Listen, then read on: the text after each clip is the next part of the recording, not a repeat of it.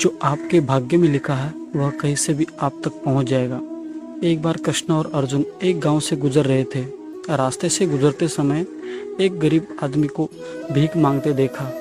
अर्जुन ने उसे अपने पास सोने के सिक्के से भरी एक थैली दी और कहा कि वह दोबारा भीख न मांगे।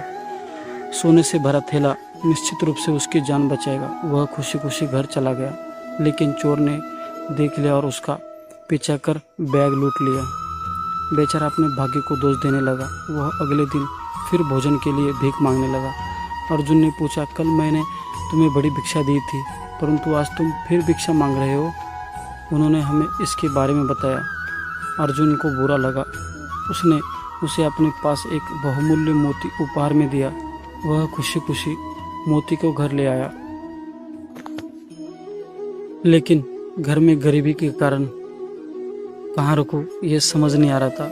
इसलिए उसने सोचा कि मोती कहाँ रख जाए। उसने उस मोती को एक बर्तन में रख दिया और गहरी नींद में सो गया। पत्नी घर में आई। उसने अपने पति को कई दिनों के बाद इतनी शांति से सोते हुए देखा। वह बिना आवाज़ किए घड़ा लेकर पानी भरने नदी की ओर चली गई। जब वह वापस आई तो उसका पति तलाश कर रहा था। उसके हाथ में घड़ा देखकर उसने कहा, तुम क्या करोगी? मैंने तो इसमें एक बहुमूल्य मोती डाला था। मेरी किस्मत खराब है। यह कहकर वह आदमी भीख मांगने के लिए अपनी सामान्य जगह पर वापस जा रहा था। अर्जुन ने उसे देखा और क्रोधित हो गए। कृष्ण से कहा, अब देख लो। कृष्ण ने उसे 2 मोहरे दी। उसने बिना कुछ कहे ले लिया। रास्ते में उसे एक मकड़ी दिखी। उसने देखा कि एक मछली जाल में फंसी हुई है। उसे उस पर दया आ गई। उसने मकड़ी को 2 मोहरे दिए और मछली खरीदकर एक कटोरे में डाल दी और घर ले गया। जैसे ही मछली को पानी में डाला गया, उसने निगला हुआ मोती बाहर फेंक दिया। वह बेचारा उस मोती देखकर देखो कहकर चिल्लाने लगा।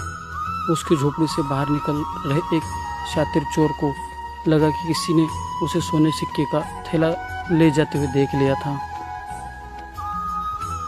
इससे पहले कि कोई तुम्हें सजा दे, बेहतर होगा कि तुम यहाँ से चले जाओ।